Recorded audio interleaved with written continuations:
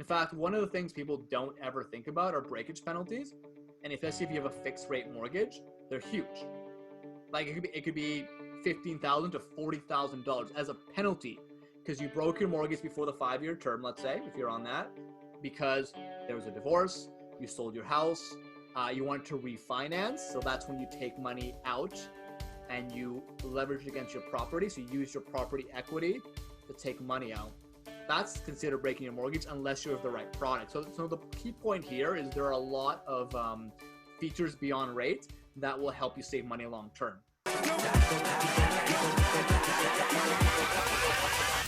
Hold up. Tim and Paul will be our presenters. They'll be talking as well. And then we'll have some time in between and at the very end to do some Q&A and discussion as well. And we aim to wrap up at 7:30 sharp. So that's basically the flow of the workshop. Okay.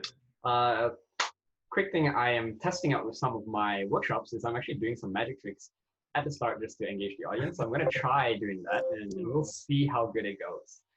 Oh, no, magic tricks on Zoom before. This is the first time. Yeah. So let's try this one. So quickly, I think you all see me full screen. You can change presenter view if you like. So you can right click and just change to speaker view. And that will make my face nice and big. Ah, here we go. Okay. And the first, sorry, did you want to say something? Thumbs up, I think. I think give you the thumbs up. Great. So the first trick that I'll try is actually more of a sort of mind reading trick. And you all can play along with me while we do this.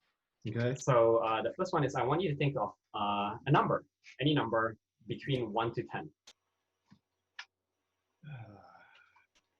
And if you want to, my recommendation is actually avoid 3 or 7, but you can select those numbers if you want to, just because those numbers are the most common. Pretty much 8 numbers left to pick. Yeah. No, you can go with those numbers. The trick should work. I had 7, funny enough.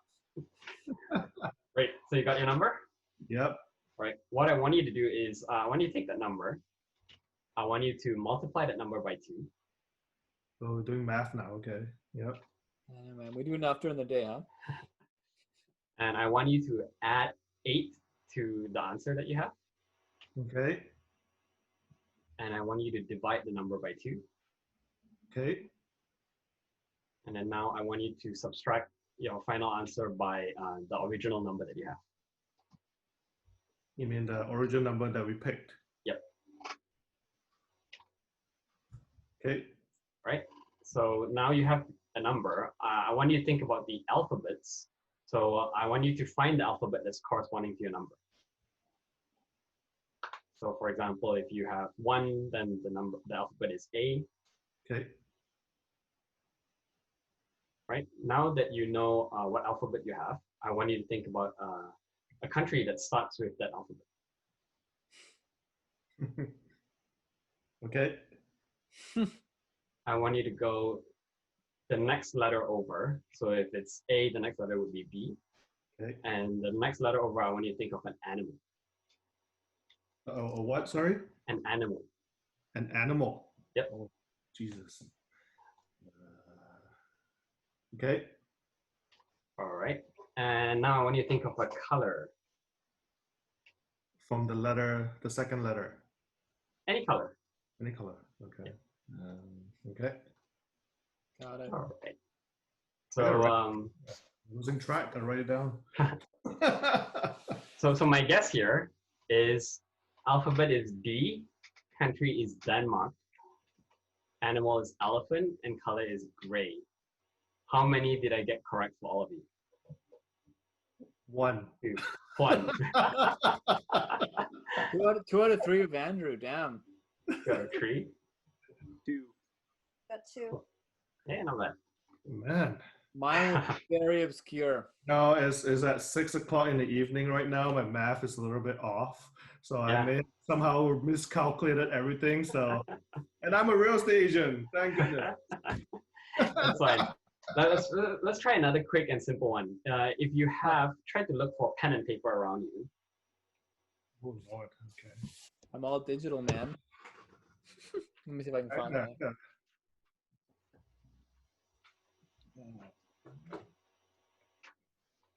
Paper.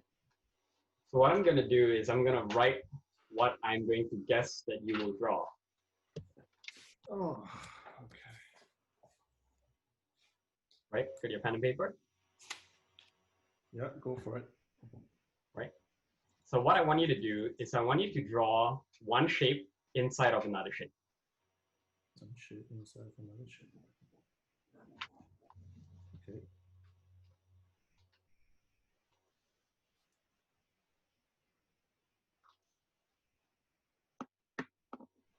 Sorry, I had to go get paper. No worries. So Michelle, I was just telling everyone to draw one shape inside of another shape. Okay, thank you.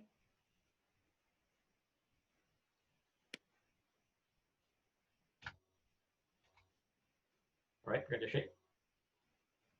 So Yep. this is what I'm getting from all of you. How accurate am I? Yep, nailed it. You got one right. Oh, diamond in a square. Mhm. I got a Damn, that's interesting. Square in a circle. Oh, not too bad. That's really interesting.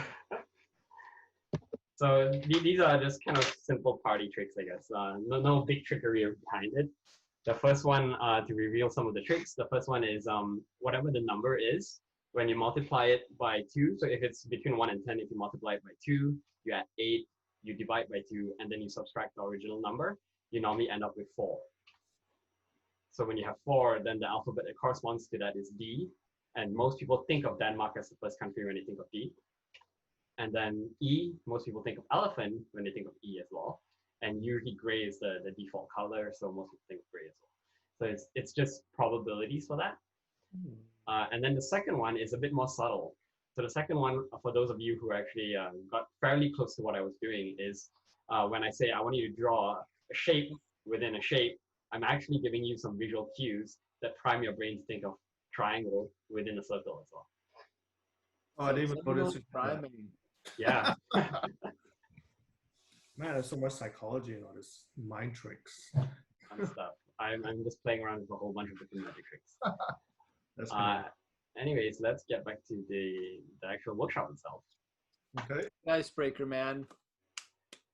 Oh, so housekeeping, not icebreaking. I love to hear from anyone if you all have your own experiences as well. Normally what I say with most of my workshops is there's no such thing as a one-size-fits-all.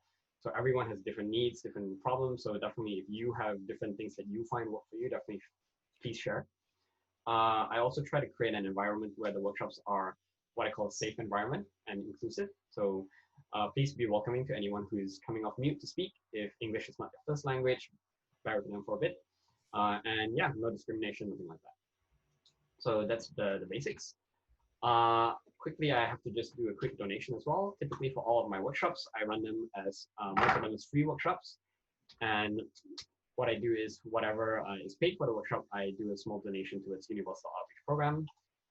And what they do is they provide funding to make education more accessible. And they're actually doing some work in Liberia right now. So the last workshop, we had $10 in donation. So I'll just do a quick $5 donation. That's very nice of you.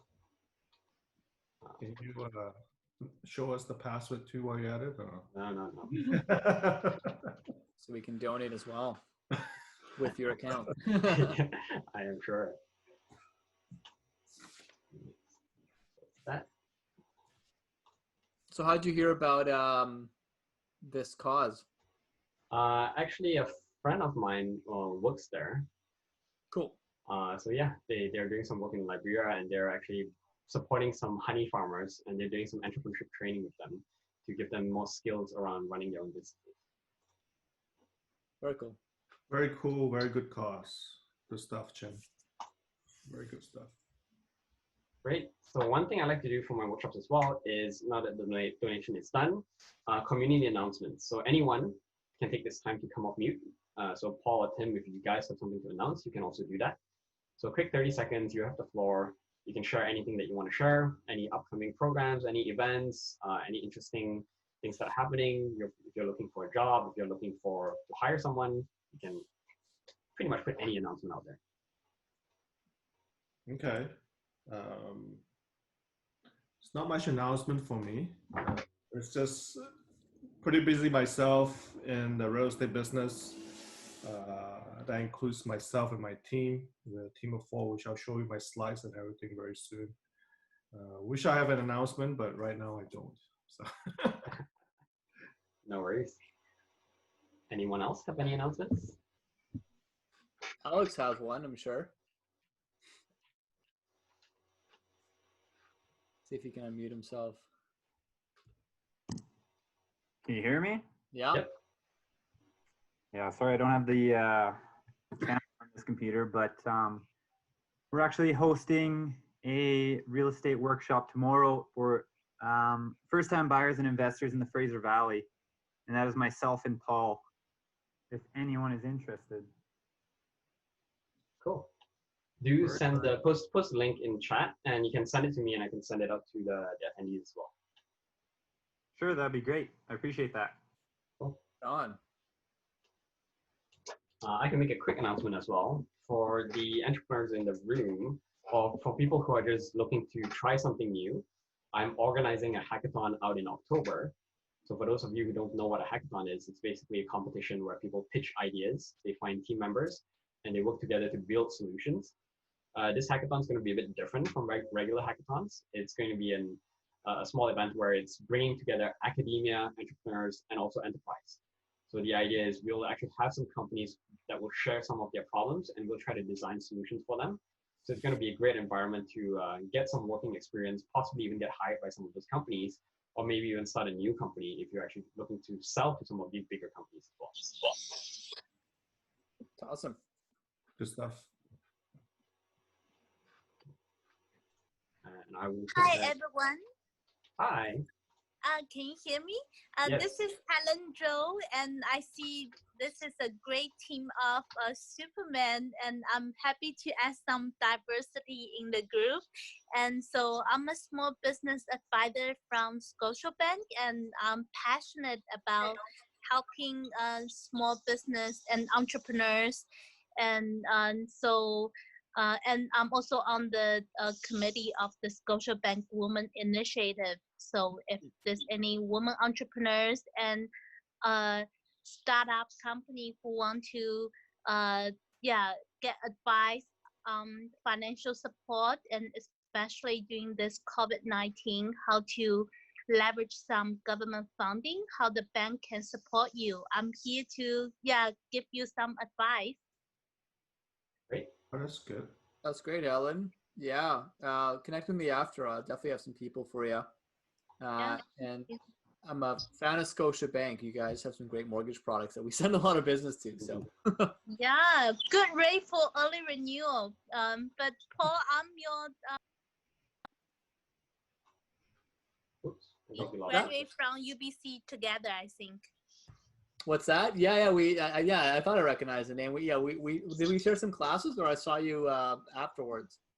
Yeah. So thanks team for bringing us together.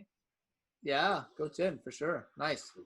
Oh, any other quick announcements? Same as Helen, like anyone who wants to come off mute, you can just introduce yourself as well if you'd like to. Welcome, Susie, and welcome, Tim. Perfect. Looks like we have quite a few people already online. That's good to see. Yeah. It's tough. I mean, I would like to go to the sun right now and sit in my yard and get a barbecue going or something. But I'm right here for you guys. Right, if there are no other intros announcements, then again, I think we can move on with it. Okay. Right, so let's get right into it. Today I'm your host. My name is Chen. I run this company called Classy Novel, and basically what it is, it's a company that's focused on helping people with personal discovery, development, and building soft skills. I do it through a bunch of workshops that I run to expose people to soft skills. Like this is one of the workshops. And I think real estate is an interesting topic because for me as an immigrant to Canada, so I've been here for close to 16 years now, I never really had a dad who could give me that guidance around, how to buy property over here. So I have all kinds of different speakers coming in for different topics. Workshops are almost every week. So we have different topics like dealing with time management and procrastination, building discipline, storytelling. We had a speaker who was a TEDx speaker coach come in and speak about that a few weeks ago. And we even have one on, dealing with nutrition and eating as well. So all these kind of topics that are just fairly interesting in building ourselves as comprehensive individuals. I spent my last 5 years in the entrepreneurship world, mostly as an entrepreneur coach. And now I guess I just basically run and try to support everyone else. Very good. Very good, Paul. Awesome. So maybe I'll let Paul give his own introduction. I got to know Paul through the entrepreneurship world as well through Tangu, but I see that you're doing Level Up Mortgages now. So Paul, maybe can you tell us a bit more about yourself? Yeah, sure. And this will kind of be in my slide, and I guess I'll rip through that later. But nice to meet everyone and to see some familiar faces. So yeah, I come from the tech and marketing world, and it's funny as especially as an entrepreneur, there's always new projects you work on, and some things seem unrelated, but in the end, you kind of look back and you see some dots, right? And for me, the dot is always around. Much like Chin is about leveling people up. It's about having people learn certain soft skills that are not taught in school, having people learn how to present themselves properly, and that's probably my marketing background. And yeah, recently stumbled into the mortgage world as we started to do marketing for realtors and mortgage brokers, and we saw some massive gaps in the industry around how people are presenting themselves, how they're using technology, webinars, email marketing, social media, and we decided to just test out our own products on ourselves. And I basically volunteered to be the mortgage broker to test it out.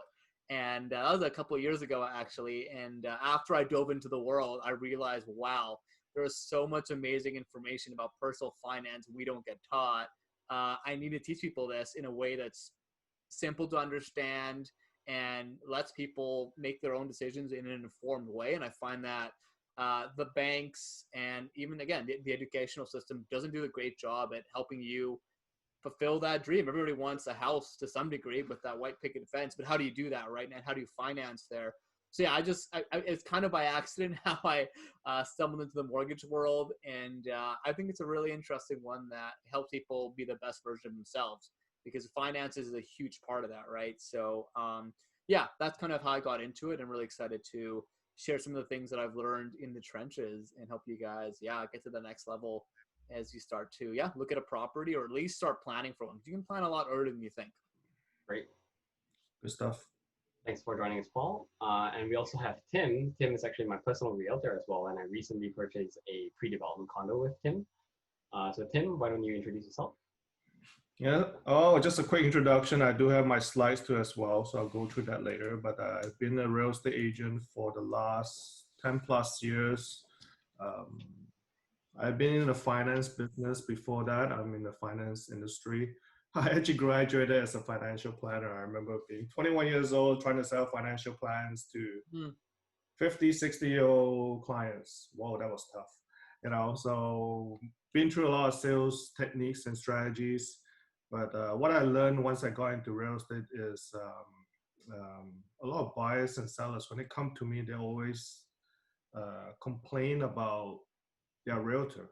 And a lot of times I hear about things like they're not proficient, they're not being really honest to them, they just want to get the sales done. That's pretty much it. Okay. Right. So when I came in, I'm pretty much old school. So what I do is I'll make sure my clients are well taken care of. I'm not gonna BS all my way in. I mean, Chin probably knows how I work. So I really, really go through everything thoroughly with my client, just so that everything is transparent, right? Nothing is being hidden from you. So that's how I work. So that's why I got into this industry. 10 years and running. So it's been a great ride, the ups and downs. And I'll explain to you a little bit of what is happening right now in the current real estate market. So that pretty much summarizes me. Oh, thanks for joining us. Awesome. Now that we have the intros out of the way, so I'm going to pass it over to Tim to actually start the presentation first. Oh, sure. But before we jump into that, I just want to quickly tease some of the questions that were raised, just so that we can start to think about some of those answers as you go through your presentation as well. Okay. So some of the popular questions that we got when people were signing up were, when people are getting a pre-construction condo, what do they need to look out for when they're thinking about mortgage applications? And also some people were asking for pre-construction homes, do you even need an agent, since most of them, they're typically looking for those places themselves. Okay. Someone else asked, what's the fee that a buyer would pay to a mortgage broker? Is it just commission that you get paid from the lender? Someone else was asking about what are the steps to take in providing an offer in a contract in the form that is legal. Some people want to know about incentives for first-time home buyers. Some people want to best understand how to estimate the price for the house. Okay. Yeah, those are some of the questions that we got. Okay, so what I'll do is I'll go through my slides and what I need to tell you guys about real estate. And Chin, if you can do, just copy and paste and put it on the chat box. Yeah. And then we'll relook at it in the Q&A. Does that help, Paul? Yeah. And then we'll go from there. Right? It's probably easier that way. Sure thing. I'll post it during the Q&A then. Sure, sounds good. Thank you, Chin. So I'm going to share my screen here. I could not share my screen. Oh, sorry. You rejoined, so I have to make you co-host again. Okay, no worries. There you go. Okay. Share screen. I'm going to share this one. Right, you see it? Okay, so let's see here. Get this screen out of the way. Sorry, I'm using a laptop that's not as, my screen is not as big as my desktop, so I'm going to minimize everything. But anyway, just to give you guys another quick introduction of myself. Again, I'm Tim Tham. I'm actually in a real estate group called J Homes Real Estate Group. My broker is Jovi Realty. We are located in Vancouver. And I have over 10 years of experience. I do mostly residential, but I do commercial real estate too as well. The leases, the buy and sells, warehouses, offices, and retail units. I do have awards that I received from other brokers. So I've been through Sutton, Royal Pacific, and right now Joey Realty. So I am an award-winning realtor. For me, when I offer my client, like I said, there is no hidden agendas, no false promises, just purely honest advice. Okay. But at the same time, because I've been in real estate for 10 years and my parents actually buy real estate as investment, so I learned a lot from them. So I have extensive local market knowledge too as well. And for the last 10 years, I have a lot of clients of mine, first-time home buyers. They are foreign investors, so I get some foreign investors from Hong Kong, from Taiwan. Lately, I've been getting quite a few from Hong Kong, and also local buyers like yourself, all right? So let me do a quick, there we go. That's my team. Me on the left, I have Judith, Jenny, and James. Total experience from just my team alone is over 45 years. So a lot of us are well experienced. We've been through all the ups and downs of real estate. So if you guys have any questions at all, feel free to contact me. I'll leave you my number and my contact later. But you can contact Judith, Jenny, and James too as well. Okay. That's just us again, just being a little goofy. That's in Richmond. We have an ad in Richmond, so that's us again. Just a little goofy photos. So a quick snapshot on what's happening with the current housing market. So let's start off by prior to COVID-19. So this is pretty much October to late January. At that time, market was actually picking up. Actually, you know what? The interest rates are actually quite low already at that time. So things are picking up. Everything was selling. When we have listings, it's selling. When we have buyers, they're buying. Okay. Then all of a sudden, the pandemic kind of kicked in. So that's kind of late February. We kind of knew in January, but we didn't know how extensive or how bad it was. And then we have the pandemic. It was already declared by the BC government. And everything pretty much shuts down. It was pretty much dead for us, especially for real estate agents like myself. The only active buyers at that time that I was working with are the customers that had already sold their home prior to COVID-19, and they have to buy another property. They got to live somewhere, right? So sold a home. Quite a few of my clients that sold their house, they downgrade to a condo. So most of the activities were happening during that pandemic time. Okay. So market was slow, but that's how it is. That's back in late February up to around April. So around since May, I'm starting to see a spike in number of buyers. Okay, I'm not sure if you guys remember the bidding wars, for property. Those are coming back. Okay, now again, bidding wars only happen on properties that are priced right and they're priced to sell. Okay, anything that's overpriced, again, a bidding war at all. So some of the questions I get is why do we see a spike all of a sudden? So from mid-May until now, why a spike? Well, one of the reasons is, prior to COVID-19, we already have the interest rate this low.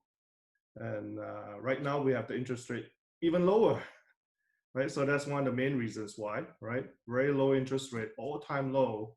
I've never seen this interest rate this low. But at the same time, the BC government is slowly reopening. So they're reopening in phases, phase 1, phase 2. I believe we're in phase 2 right now. So buyers are starting to come out. Starting to come out from the cave, and they're starting to look at properties now. So now we're seeing, in some cases, bidding wars again. All right. So I've experienced one myself. I have a listing in Surrey. I have over 32 people that called for my listing, and it's only been listed for about 2 weeks. So it kind of gives you an idea how things can change, all right, in just a couple of weeks or a couple of months. So I'm going to talk to a couple of things here when it comes to residential properties. We have 3 ways to choose from. We have the pre-owned, the brand new, and obviously the pre-sale. So I'll go through each one pretty quickly. I'm sure some of you already know what it is. The first one is, what is pre-owned? So pre-owned are pretty much homes that are not new. They are previously owned by another owner. Something to be aware of when you buy pre-owned property is the condition of the home. So you might want to find out things like what is the age of the roof. You might want to find out whether the exterior of the building has done any repairs or if there's any leaks at all. So you might want to find those out.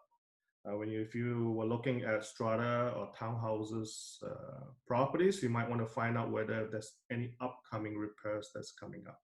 Okay. But nevertheless, when it comes to pre-owned, we usually highly recommend you to hire a home inspector. So they will examine the home and then they will determine the current state condition of the property. Okay, so that's pre-owned. Next thing is brand new. So what is brand new? Well, these are homes that are actually bought by an owner and they have never lived in it. They have never rented it out. They just bought it as either through, they could be a speculative buyer. So they bought it, they hope the prices will go up, and then they'll sell it back to you, okay? Now, should you get a home inspection even though it's brand new, it's never lived in it? The answer is yes, you should. Because if you're buying a home that has never lived in it for 6 months, how do you know if the washer dryer is still working? So get somebody to inspect that. Just make sure everything is in good condition. All right. So that's brand new property. And just like any other brand new property, there is a 2, 5, and 10 warranty. Okay. Pre-sales. Pre-sales are pretty much homes that are sold to buyers where the product is not even built. Okay. You're pretty much walking into the presentation center and the developer will show you how the building looks like. They'll show you some floor plans. They're going to show you what kind of finishings or renderings they're going to get for this property. And then you look at it and you're going to decide which floor plan works best for you. Okay, so you're buying right now to be built later and you own it later. Okay, usually the prices are a little bit higher than pre-owned. Okay. So having said that, so there are 3 types of ownership. Okay, very straightforward, 3 types of ownership. The first one would be freehold. So what is the freehold? So freehold, pretty much you own the land and you own the structure that's on top of the land. So in this case, it will be a house. So you own a house. So there are some advantages and disadvantages of freehold. The disadvantage of freehold is it costs significantly higher when compared to condos and townhouse because you own the land. So, and because you own the land, the advantage is land prices appreciate over time. Okay, every 10 years, every 5 years, 10 years, land prices always goes up. So there are some disadvantage and advantage of freehold. The next thing is leasehold. So leasehold is kind of like leasing a car. So you're buying the rights to use the property from another party.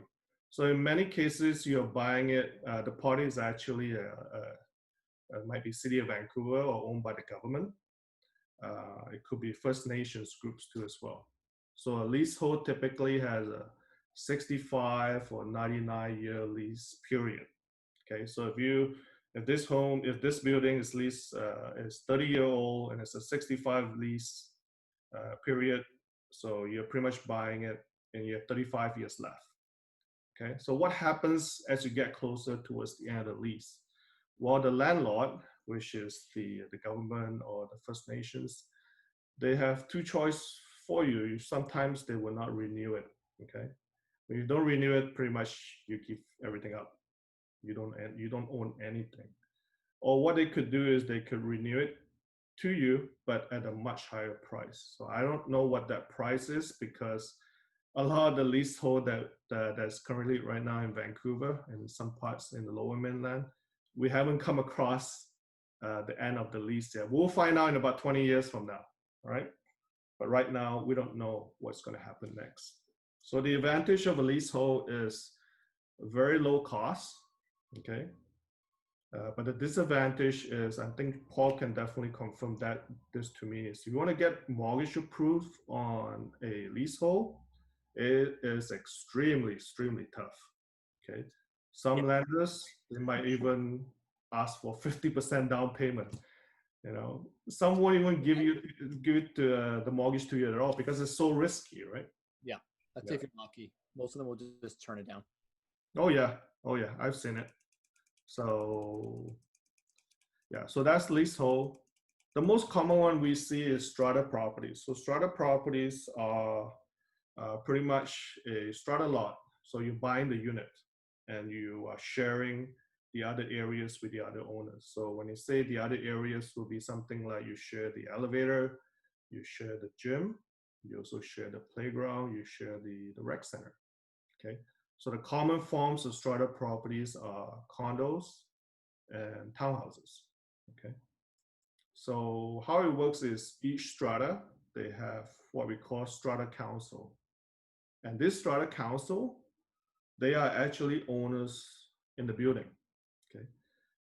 So they hire a property manager, and the property manager, what they do is they collect a monthly strata fees, and the funds will be used to maintain the properties. So they could hire things like a caretaker. They could hire someone to do the gardening. They could even get somebody to do some minor repairs and maintenance, all right, throughout the year. So that's pros and cons on strata buildings. The disadvantage of strata buildings is you will encounter some kind of pet restriction, okay? A lot of condos and townhouses right now, they don't allow like bulldogs. They're not allowed to have a bulldog at all, okay? Or they have rental restriction. So some strata that I have encountered would be a 5% rental restriction. So you have 100 unit, only 5 can be rented out, okay? At the same time, because you live in a strata building, you are not allowed to make any alteration inside your unit. If you want to do any alteration, you must go to a strata council and ask for approval. And a lot of times they'll say no. For example, if you have the kitchen, there's a wall in front of you and you want to make a hole in it, good luck. You know, sometimes the strata will say no because you might interrupt or disrupt the building structure. Okay. One of the advantage though for strata is it costs a lot less than freehold. Freehold properties will be a home. So a home could be like $2 million, but you can buy the same strata condo that's in the same area for $600,000-$700,000. So it's a lot less. Okay. Moving on, we're going to talk about some of the closing costs. touch here on the closing costs. Just give me a second. So the first closing cost that comes to my mind would be lawyers and notary, and that ranges between about $900 to $1,300. Okay. The second type of closing cost will be property transfer tax, and it's calculated based on the purchase price. So the first 200,000 of the purchase price is 1%. The remaining up to $2 million purchase price is 2%, and goes on and on and on. Okay. Now that can add up pretty quickly on a property transfer tax. The third closing cost would be GST. Now this only applies for brand new properties. The GST is 5%. So if the property is worth 500,000, you're going to be paying about $25,000 in GST. And this is on top of the property transfer tax. Okay. The next type of closing cost will be appraisal. Now this is based on, depending on the lender that you choose. So Paul can touch on that too as well. So the appraisal's job is just to evaluate the property and just want to make sure everything is, if you're buying a 2-bedroom with a 2-bath, you just want to make sure it's a 2-bedroom with a 2-bath, right? Something like that. The next closing cost is the land surveyor. Now this is only for houses. So if you're buying a house and if it's a 40 by 120 square foot lot, the land surveyor is usually required by the lender because they want to make sure you're buying that is exactly 40 by 120. Okay. So usually it costs about 500 to 1,000 depending on the land size. Sometimes you don't have to buy it at all if the existing owner has a recent land surveyor done, then that saves you $500 to $1,000. Okay. The next thing will be mortgage insurance, and I'll let Paul to touch on that too as well. This is the fees for buyers if they have less than 20% down. So get in touch with Paul. Paul can explain the whole entire mortgage insurance to you. It's not very complex, very simple to understand. And last but not least, prorated yearly property and utility tax, because the current owner usually pays for the whole entire year. So if you buy halfway through, you got to pay for the other 6 months. So it's prorated. It's all done at the lawyer's office, all right? You don't have to worry about that. You just need to know there will be some kind of property and utility tax. So I got this question a lot from my first-time home buyers. Are there any incentives? Well, there's two that I can think of, but one of them is used very widely, is property transfer tax exemption. Now, this is only for properties that are 500,000 and below. So depending on which city you're buying, it may be just a 1-bedroom, or maybe a 2-bedroom in Surrey. So it kind of depends. But if it falls under 500 or 525, there will be a partial exemption. And it will be calculated by a mortgage broker, and they can do a calculation for you. The next thing here is, I don't use this at all, but it was announced that you can buy a property with just 5% down, and you can get a maximum loan of up to $480,000. This program to me is a little complex, so I will encourage you to talk to Paul for more details, okay? The last incentive, now this actually is not for first-time home buyer, but I thought I'd kind of sneak it in. This actually applies to anything that's brand new. So if you buy anything that's brand new, a townhouse, a condo, and it's up to $750,000, your whole entire property transfer tax is exempt. So if it's $750,000, you just save yourself $13,000. Now the con is you still have to pay the GST, so you can't run away from the GST, but you save yourself on the property transfer tax, and you get to live in a new property, right?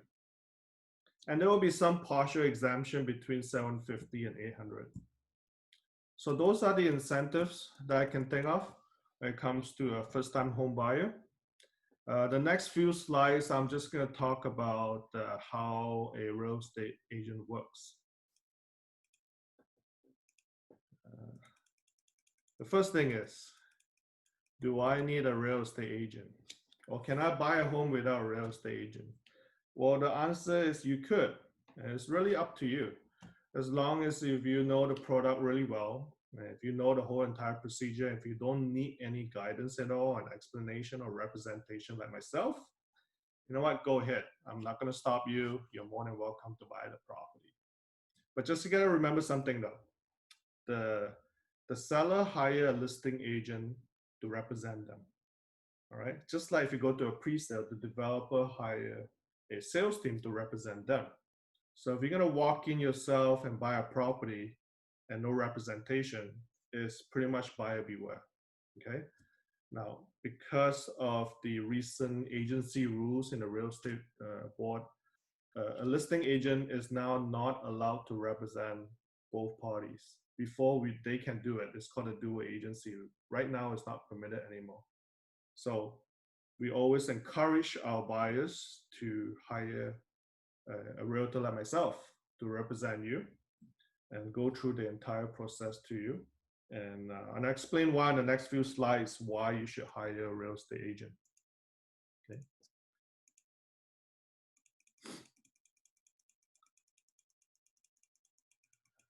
So the first thing is, as a buyer real estate agent, we always act in your best interest because we represent you. We don't represent the seller. We don't represent the developer who in the pre-sale. We represent just you.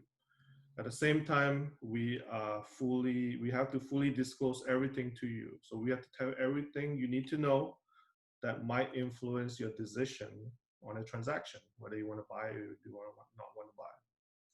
And because we represent you, that kind of avoids any conflict of interest. Okay. And the fourth thing is all the information that you give to us, everything is confidential. So we don't share it to anybody else. We don't share it to the listing agent. We don't share it to the developer. That includes the reason of buying, or what is your minimum price and what is the maximum price. Everything is kept confidential. So that's one of the duties as a buying agent. And the fifth thing, and this is going to be a good one, there's no cost to you guys. The reason why there's no cost for having a buying agent represent you is because the buying agent gets paid by the seller. Okay, the seller pays for both parties. So if it's free to use us and we have our duties to be on your side, the question is, why not? Just call one of us and I'll show you the step-by-step on how to pick a good buying real estate agent on my next slides. I thought I'd sneak in here too as well as if you were to work with us in J Homes Real Estate Group, there is 4 team members in my team. So especially with COVID-19 and things are going on, if one of us is sick, there's still the other 3 of us to help you out. So you're never gonna miss us at all, okay? So when you hire us, you pretty much hire J Homes Real Estate Group. Okay. So that's the reason for hiring real estate agent. So so let's say right now you have decided you need representation, you prefer to have a buyer agent. So what are the next steps? So the first thing is, if you know any real estate agent through your friends or family, get the number, get the real estate agent's number, call them up, interview them, get to know them, find out as much information as you could, because I believe trusting an agent is quite crucial, but trust takes time, okay? So talk to them, get to know them, and then when you're ready and you pick this real estate agent and you want to work with them, let them know what you're looking for. Allow the agent to start taking you out for viewings, all right? Let them show you how they work, because sometimes, action is louder than words. They can say very good things about themselves, but if they can't work and show you how they work, why hire them, okay? So after a few showings, you kind of have an idea whether you can work with this agent or not. If it's not right for you, just say thank you very much for your time. Pick another one, okay? So that's the few steps that I would recommend for you guys to do if you want to pick a buying agent. So I'll show you how a buying agent works. Very straightforward.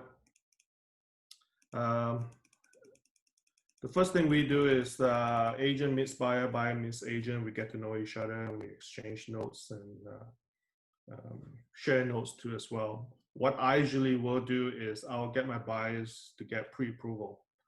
So pre-approval is very crucial because it allows the buyer to know what is their maximum purchasing power. Okay. So if anybody here who needs pre-approval, talk to Paul. He's going to get your pre-approval done in like this. Okay. And then start shopping after that. All right. So once you get a pre-approval done, what I would do is I will start emailing my buyer a list of properties based on their criteria.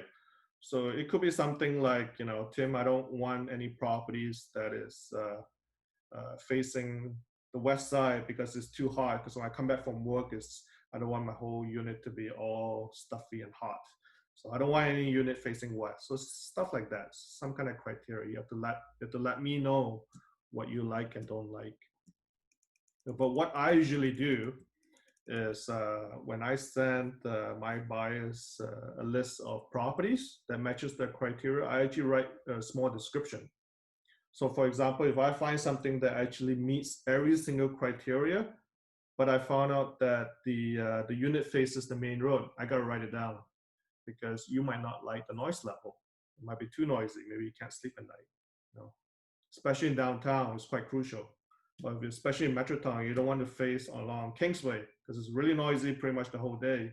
So I got to put it down for you. And I'll explain to you, you know, this unit is good. It matches everything. But unfortunately, the balcony and the master bedroom faces the main road. So I think it'll be too noisy for you. Okay, so that's what I would do. I'll put a little description on all my listings, all the listings that I send it to you. So once I send the list to you, we're gonna do some, well, I will arrange the showings and then we're gonna view the showings together. So step 2 and step 3 pretty much repeats itself until we find you a listing. And then now you're ready to make an offer. Okay, again, this is actually for pre-owned properties, all right? This is not for pre-sale. So when it comes to pre-owned properties, you like a property and now we make an offer. I'm gonna get all the documents ready for you. I'll go through all the terms and subjects. I'll recommend what needs to be included in the contract. Again, because I represent you, I wanna make sure all my terms and subjects and clauses is for your benefit, not the seller, okay? The next thing is, oh, here we go. Sorry, I'm going to go to the next slide here. Next thing we're going to talk about is once after we talk about the terms and conditions, we want to talk about the deposit amount. So the deposit amount is only required upon removing all the subjects. It's just to seal the deal, okay? And also we want to talk about the closing dates and the possession date, okay? I need to know that too. For example, if you are currently renting, and you may need to give the landlord a 30-day notice, I have to adjust that closing date and possession date too as well. We present an offer to the listing agent, or sometimes I present it directly to the seller. Then the negotiation starts. So we negotiate a price, terms, subjects, okay?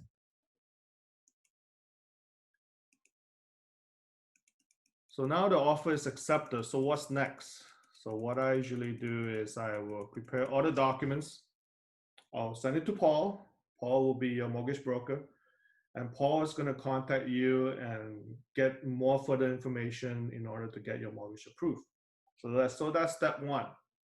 Step 2 will be to get a home inspection. Again, home inspection is to determine the current state of condition of the property. And also you need to know if there are certain things that needs to be done. You know, for example, the oven is not working, you need to replace it, you need to know. So that's what the home inspection would do.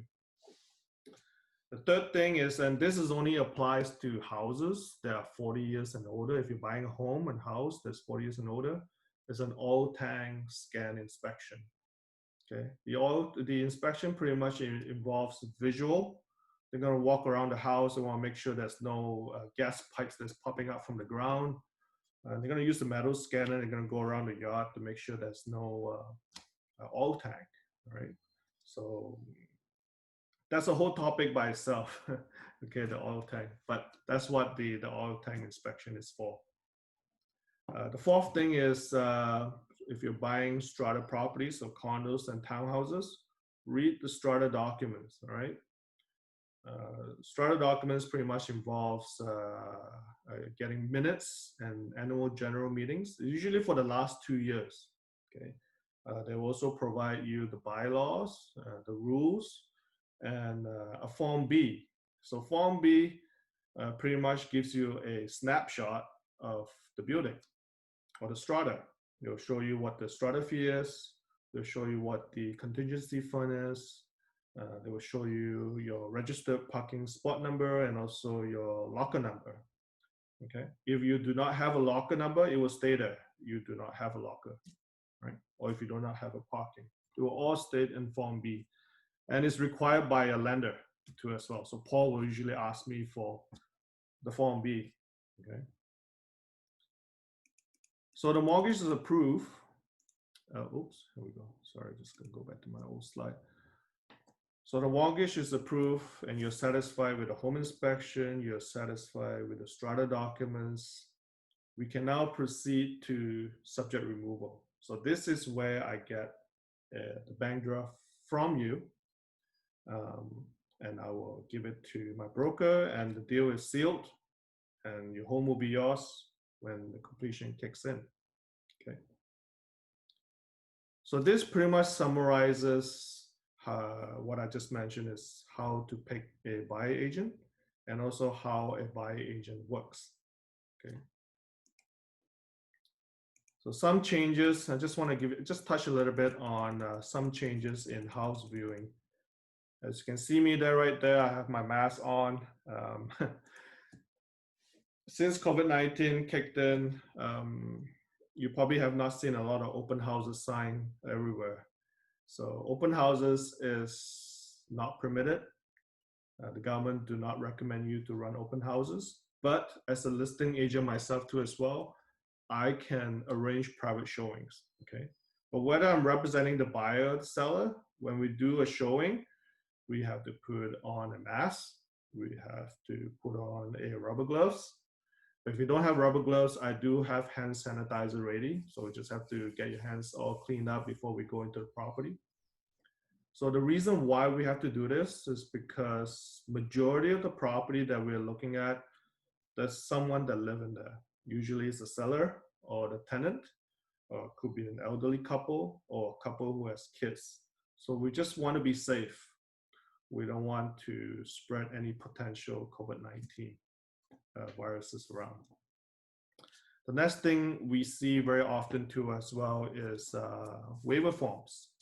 So whenever I want to show a property to my buyers, the listing agent will probably send me some forms, get my buyers to sign it or initial it. It'll probably say something like this. As there's no standard waiver forms, everybody is very different. They'll probably say something like, you confirm you do not have any symptoms of COVID-19 or you have not traveled outside of Canada for the last 14 days. So there's stuff like that. You just need to sign it and just to acknowledge that you do not have any of those. So that pretty much summarizes my presentation. I know I cover a little bit too much here, kind of speeding things up. I cover pretty much 3 ways to buy a property. So that's pre-owned, that's brand new, that's pre-sales. I also cover 3 types of ownership, which is freehold, leasehold, and strata. And also why you should consider hiring a buyer agent, and also how to pick one. Okay. And also I kind of cover like a snapshot how a buyer agent works, and also the procedures in buying a property. So that pretty much concludes my presentation. So if you have any question, anything at all, you know what, just reach me. I have my number there, I have my email, and my group or myself are there to answer your questions. Okay. So Chin, that's it for me. Great work, Tim. How do I stop? Oh, Applause. okay. Virtual round of applauses. Nice. So we're gonna Great. switch over, I guess, the control panel to me. So I'll share my screen. Yep. All right. Let So me share do screen. that. Give me a second. Yeah. There you go. Okay. So it'll be my primary desktop. Everyone's seeing what I'm seeing. Yep. Yep. Bunch of text. Hopefully it'll bring to life. So thanks for that, Tim. And it was useful to have you go before me because we had some nice overlap, which I can elaborate on now. And yeah, obviously drill home and just stick to what's relevant. So I understand that I am the only thing getting between everyone here and their barbecue. I think Tim is as an imminent barbecue, a hot date, or walking out in the sunshine. So I'll try to keep it as brief as possible. We already went over kind of about me. I gave you the story. I focus a lot with entrepreneurs because guess what? It is actually harder than ever to get a loan as an entrepreneur. You think we work as hard as we do to do what we can as entrepreneurs, and we get some break in life, but no, even getting a house is harder. So pretty passionate about helping there. But obviously I work with all kinds of, first-time buyers, new immigrants, investors, etc. Bit about our brokerage. We do 5 billion of mortgages a year, both in BC and Ontario. Actually, I'm licensed in both provinces. So yeah, we see a lot of things. That's to say, not everything's a slam dunk. You'd be surprised how fast lender policies are changing, especially during COVID. And we got to be on it like every single day. Obviously, things change quickly, so it keeps us on our toes, and it's always fun to try to distill it to you in the simplest way possible. So excuse me if I get a little bit into nerd mode. I will do my best not to, especially given a bit of the time constraint. We work with 50 plus lenders in Canada. You'll find out later on that a lot of these are actually not lenders you've heard about, but they are just as legit as any of the banks. So yeah, again, lots of hidden stuff in the mortgage world you don't really hear about. Why us? I mean, rate exclusivity. You want to have, of course, the best rate. There's great cashback programs that they're terrible at promoting, which can be really good for you. And you'll find the biggest pain for people is maximizing what they can afford.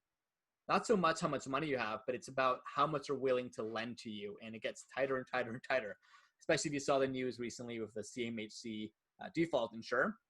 And yeah, as I said before, I'm all about the education. It's about leveling you up. I mean, it's all about personal development, which is why I guess I was thrilled to have Chin have me on here because all the soft skills you're learning, it's all about making you a better person and ultimately making more income and making strategic choices. Because yeah, your house can be a place to live in, but also an investment, right? So it's all about saving money over time. Now, we talked about pre-approvals. I get a lot of questions. What's a pre-approval and an approval? So pre-approvals, we do all our homework possible to see what you qualify for, but there's always a massive variable. What is that? It's your property. That's your collateral. At the end of the day, your collateral for the bank or any lender is the property. So you can make, $1 million a year, have no debt, but if your property, as Tim said, is on, if it's on leasehold land or there's an envelope issue, aka water damage, your options start to wither really quickly. So pre-approvals are basically a very accurate guesstimate on what you can qualify for. But remember, it's always subject to your property, which you won't know until you have an offer accepted. So it can be a little stressful if you don't do the work up front. So what are the factors? Without getting too much into the details of the infamous debt to income ratio, it's got to be good. So maximizing your income, minimizing your debt. That's really big. Secondly, credit score. So there's a great website called borrowwell.com. It's a way to check your credit score for free. And they also do a soft pull, which means it does not affect your credit score at all. So I recommend it if you're curious where you're at. You'll also notice on your online banking dashboard, a lot of these banks now have that feature. So know where you're at. 680 is the minimum. Under 680, you're going to have some more difficulties with the best lenders. Under 620 or 600, you'll have to be working with a B lender, which I'll go over in a second. But you really try to be above 680. It's not the hardest thing to do if you just are aware of what actually affects your credit score. So that's really important. People ask about down payment, like what's the minimum down payment that I need? So 5% is the minimum. And it's not just for first-time home buyers. It's for anyone. But the catch is it has to be under $500,000. So basically, if you're looking to buy, and really a lot of parts of BC, that's ruled out. And that's also unfortunate to the first-time home buyer incentive programs. Like a lot of those it doesn't apply to a lot of people, which is too bad. But yeah, if you're looking for a place that, let's say over $1 million, it jumps up to 20% as the minimum down payment. And if you're looking for between 500,000 and $1 million, which is probably where a lot of people are looking, they take 5% off the first 500K. So that's 25,000, and then 10% on the difference. So if you were at 700,000, it'd be 10% of the 200,000, right? The remainder of the 500,000. So you've got 20,000 plus 25, 45. So I can do the math for you, but just be vaguely aware of where you're at, what you need for down payment. Tim talked about mortgage default insurance. So what is that? First of all, you all remember 2008 wasn't a good time. Some people can default, sometimes en masse or sometimes, well, especially during things like COVID, right? So basically you're obligated to pay for your own mortgage default insurer of one of the 3 insurers. You've probably seen in the news a company called CMHC. There's a couple others, but they're one of the main ones. So basically there's premiums between 2.8 and 4%. So what does that mean? If you borrow $300,000, it's about $12,000 that you'll have to pay if you have a smaller down payment. If you're above 20%, usually, and sometimes they actually will still make you pay it. That's a story for another time. You won't have to pay it, right? So if you enter the market early, I always recommend to get in as fast as you can if it's feasible for you, even if you pay the mortgage default insurance, because you also get some of the best rates when you have a smaller down payment. Again, a combo for another day, but you can go as low as 5%, which is really cool. And as I alluded to, be careful with a pre-approval and an actual approval. They're different. Some people get pre-approved for, let's say, a pre-construction, years before, and then it gets down to, the closing date and they've changed jobs, they've lost control of their credit score, and they don't get the mortgage and they lose their deposit. So you really gotta, again, keep the pre-approval up to date, and then remember that the approval is always where the rubber hits the road. One thing a lot of people forget too is for a lender, they want to see you have the down payment in your bank account for at least 90 days. They want to see that paper trail because there's a lot of money laundering. One thing as well, Tim talked about the closing costs. The rule of thumb for a lender, and I think it's fairly accurate, is that 1.5% of the house value is going to be closing costs, right? So in a lot of cases, it would be like 9 to 12K. The lender wants to see that that's also saved in your bank account. They want to see that you're responsible and not forgetting about that. So as you're saving for the down payment, save for the closing costs as well, based off of a projected value of a home that you want to buy. So we talked about pre-sales and some of the first-time home buyer programs. I'll zip through this, but on the lender side, a lot of times, Chin, your closing date is when? It's not for a while, right? December. When, sorry? The completion date is December. Right. So that's more than 120 days out. So more than likely you need to requalify. So you have to refresh your application, which means you may not get a specific rate hold on that. Some lenders will actually give you a longer rate hold, very far and few between, but some will do that. And if they do, it'll be a higher rate. So you still should be aware of when you're closer to date, within 120 days, you want to see what the best rate out there is. And that's something that, of course, a broker can monitor for you. So that's really important. Again, some people, as I said, they'll have lower credit scores before completion date, and that pre-approval is nothing now. Credit score is a whole other topic, but just on the topic of credit score, I mean, most people think it's just paying your debts on time. That's only 35% of it. That's tip of the iceberg. There are other parts of it too. The ones that people most commonly forget about and that really hurts them are using over 40% of their credit utility. So if you have $10,000 limit on your credit card, you go over $4,000, it's starting to affect your credit score, right? Even if you paid on time. That's something most people don't know about. And also, there's been horror stories of people who falsely think that if you cancel a credit card, that your credit score will go up. And they've done this literally just before getting approved by a lender. And what happens? The score goes down, like it tanks. I'm talking can go down by over 100 points. So suddenly they don't qualify because they did something they thought would be good. And they're not, and it kind of makes sense. They're not taking on debt. They're being responsible. But the lender doesn't see it that way. They want to see that you have a history of taking on credit and actually using your credit. So yeah, credit score, it's a bit more complex than you think, or there's a bit more research needed. I have a blog post for that on my site. You can take a look at that and it kind of breaks it down. For first-time homebuyer programs, so Tim talked about the main ones, which, I mean, in my opinion, they're not super useful if you don't have a pre-construction or you're buying a place over $500,000, especially if you're Vancouver, Toronto.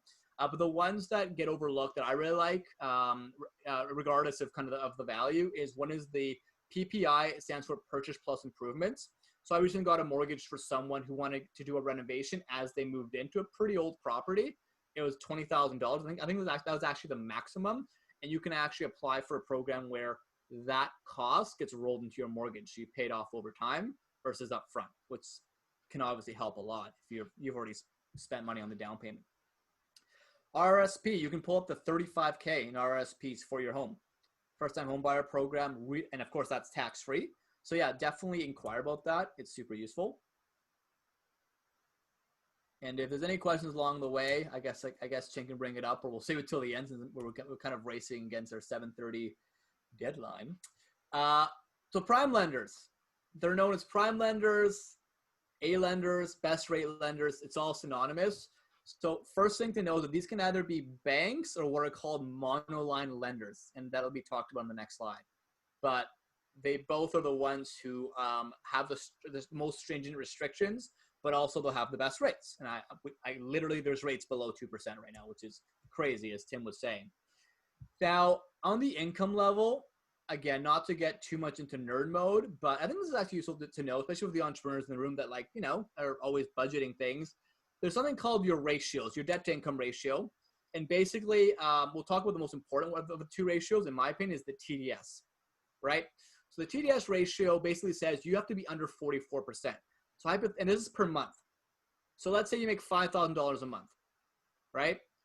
Your upcoming mortgage cost, right, the monthly you would pay per month, plus other recurring debt, car loans, revolving lines of credit, they all have to equal no more than $2,200 in this scenario. 2,200 over 5,000, that's 44%. If it's 2,250, what happens to the ratio? It goes up. So you have to be even of the ratio, or you have to make more money. But it's always balancing these ratios, right?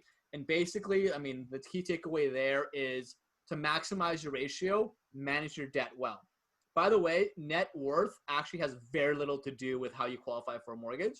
So you've got a lot of money saved up, you're way better off paying down debt than saving that and telling a lender, hey, I've got a lot of money, I'm a good borrower. Doesn't really work that way. So pay down debt as much as possible. And again, credit score is paramount. Talked about rates a little bit. So variable is obviously a little bit lower right now, but fixed is also quite low as well. So yeah, now is a good time to get, to look at a mortgage or get pre-approved. And sorry, I'm getting a phone call here. Sorry about the annoying voicemail. The automated one. So there's the best rates. There's also when you get a pre-approval, you can hold the rate as well. So even if you're not ready right now to buy a house tomorrow, you have 120 days to hold the rate, which you never know. You might as well hedge your bets, not just to know what you can afford, but also you can hold the rate down. And now is a perfect time to do it. Again, we talked about minimum down payment actually for A lenders, the minimum is 5%. But when we talk about B lenders later on, they require a lot more down payment because they're taking on more risk. Okay, so we talk about A lenders. Best rates in the market, they can be banks or what are called monoline lenders. Let's talk about what those monoline lenders are. And before I came to the industry, I had heard of basically none of them. Why? Because a lot of them don't have retail locations. All they do is mortgages. And people ask, were they legitimate? Well, yeah, they have millions of dollars of investment. They're regulated by the government, and the big banks actually invest in them. So think of them as little startups that the banks invest into. And since they're very nimble and they have low overhead costs, they can give you better rates, and also they're hungrier for your business. And banks are known to actually overcharge. There's an article in the Huffington Post about it. So these are important people to be aware of. So let's talk about them. So MCAP or First National. Anyone heard of them? Like a virtual raise of hands at all, or even Tham? So these are lenders that you may not have heard about, but they do really well in this. And basically, they'll have far lower rates for, again, insured mortgages. And those are mortgages where you have below 20%. So here's an example from today. Marathon Mortgage, who's heard of them? And you've got TD Bank. And if you look at the difference, 1.98 versus 2.35, that's assuming a $500,000 mortgage, let's say, that you take. If you were to take one at 1.98 versus 2.35 over the 25 years that you usually spread a mortgage across, right? You'd save $28,000. That's about $5,000 and change every 5 years, because usually you'll do 3 or 5 year terms. That's also important to know. So a little bit of that delta between the rates can be a whole lot of savings over time. So yeah, it's important to just crunch the numbers and not be so obsessed with the rates, but like look at the numbers and work it out of your mortgage broker and just see what the difference is. And that's really key. One thing as well is that these monoline lenders, they have smaller penalties. In fact, one of the things people don't ever think about are breakage penalties. And especially if you have a fixed rate mortgage, they're huge. Like it could be $15,000 to $40,000 as a penalty because you broke your mortgage before the 5-year term, let's say, if you're on that, because there was a divorce, you sold your house, you wanted to refinance. So that's when you take money out and you leverage it against your property. So you use your property equity to take money out. That's considered breaking your mortgage unless you have the right product. So the key point here is there are a lot of features beyond rate that will help you save money long term. And remember, your goal is to save money long term. Usually, it's not the best rate. The best rate just contributes to that. But then how many people break their mortgage? Anyone guess on the chat? What percentage of people break their mortgage before the 5-year term and get smacked with $15,000 to $40,000? I'll give you guys a second to think about that. If your answer was 6, like in Chin's game, then that's correct. It's 60%, which is a lot, right? So sometimes people actually want to break their mortgage because there's a lower rate and they break it a little bit early. So if you want some versatility or you're indecisive or you might sell, I'd say go for a monoline lender and go for a variable rate because those are when you have the least breakage penalties. One also big X factor is a lot of you are probably looking at, you might have a basement suite that you want to rent out.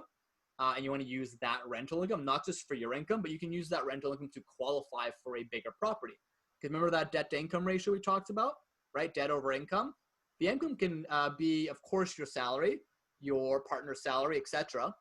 But also it can be things like child tax benefit.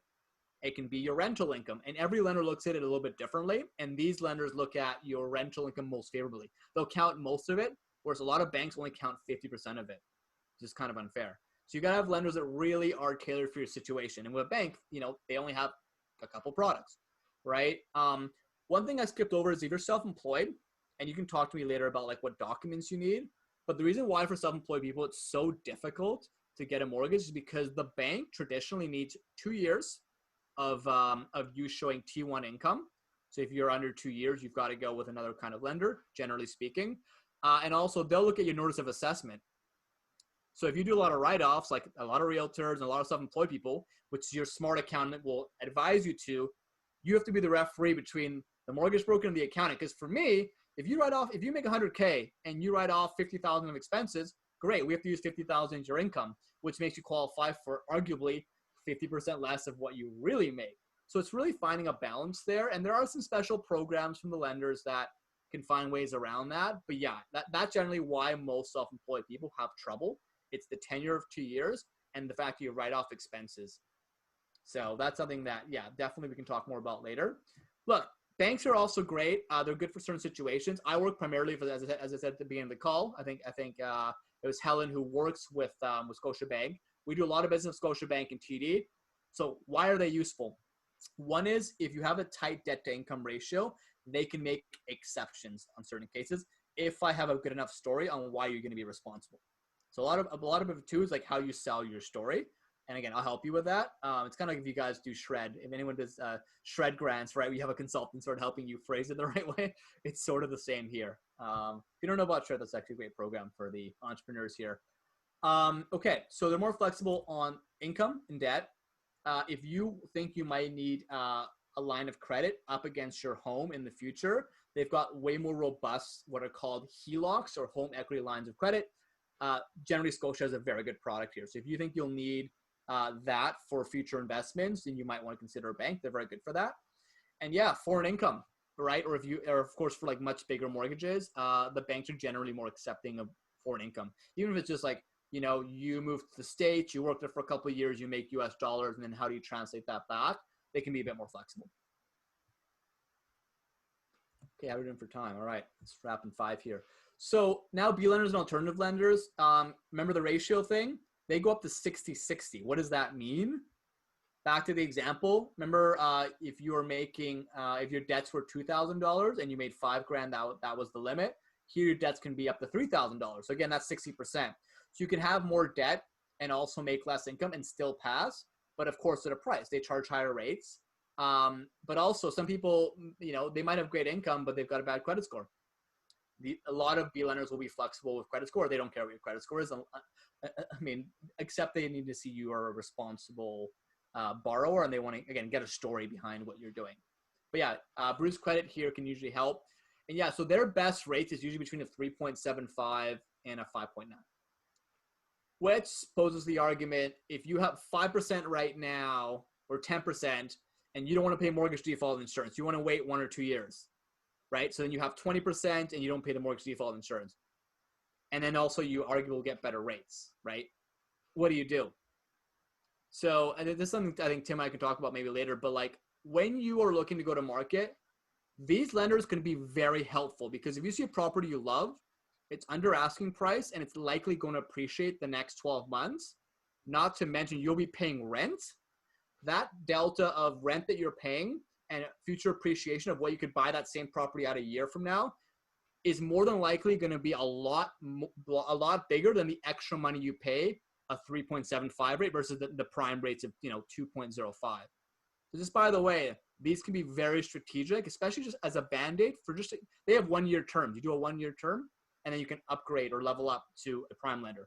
Again, that's something that's a bit more sophisticated, but just so you know, they're way more flexible. And even though it's a higher rate, I think there's a lot of merits to it. Private lenders are a lot higher rates, actually, and those are for very specific scenarios. Like some people, as I said, like a pre-construction, right? They don't qualify anymore, and even the B lenders won't take them. You're kind of in a desperate situation where you need the money so you don't lose your deposit, and then you have to work on your credit. So they all have a time and place. And again, loan sharks, there's a lot of legit institutions that do private lending, and they're not loan sharks. I think that's a misconception. They're like very legit institutions. With them, the catch is you need a larger down payment. Usually it's at least 20%. A lot of private lenders want 30, 35%. So the more down payment means the more skin in the game. They're de-risked. And honestly, they don't care about your income. This is at least for the private lenders. They actually don't care about anything around the ratios. They just want the property to be awesome because that's their collateral. So yeah, again, different scenario might be useful for you. You guys have some questions around mortgage renewals and switches. So let's say you've done a 3-year term or a 5-year term. And, again, like why would people want to switch from a current lender? Well, in 3 or 5 years, another lender might have a better rate or a better product for you. So you can switch. And usually it's at no cost. Pay attention to how your mortgage is registered. If it's a collateral mortgage, remember the word collateral mortgage, it can be about $1,000 to move that mortgage. And some mortgages you actually can't move. So those are like clauses you got to ask your broker. But generally it's fine. You go, you switch. It could be for a better rate. Again, you could also switch somewhere and also pull out money, do a refinance upon signing. So that's a useful case too for people to switch. And yeah, I talked about, of course, the better term. I talked about the breakage penalty. Find out before you sign up with the lender, how do you do your breakage penalty? Is it IRD or 3 months interest or 3%? Like things that I'll take care of for you, but you just have to know what questions to ask. That's really your job, right? To keep kind of your team in line. And again, yeah, penalties can be anywhere from like $2K. So $2K minimum if it's a variable, because variable rates, the penalty is always 3 times. It's 3 months worth of interest. It's usually about $2,000. Not a lot, but fixed is the one that really gets you if you break it. And just, yeah, I mean, wrapping up, I know a bit of a whirlwind, mortgage brokers versus banks. End of the day, first thing is that we also work with banks. So it's more so, do you want to work with someone who can get you a better rate at the same bank, or you want to go to your bank because, you trust your banker or it's more convenient, or you want to log into another dashboard. In my biased opinion, really, small reasons to do it. I mean, I think with a mortgage broker, whether it's me or someone else, they have leverage on getting lower rates because if their team sends a lot of deals to a lender, they get volume bonuses, right? And they can do a lot of things to lower the rate. So usually you'll find we'll get a lower rate.